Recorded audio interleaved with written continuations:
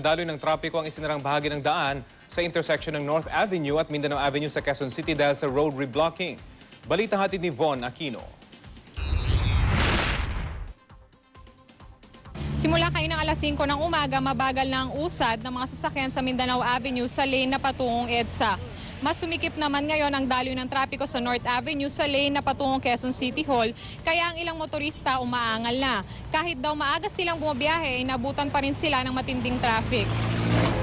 Madalas, traffic. Kaya talagang tiyagaan lang.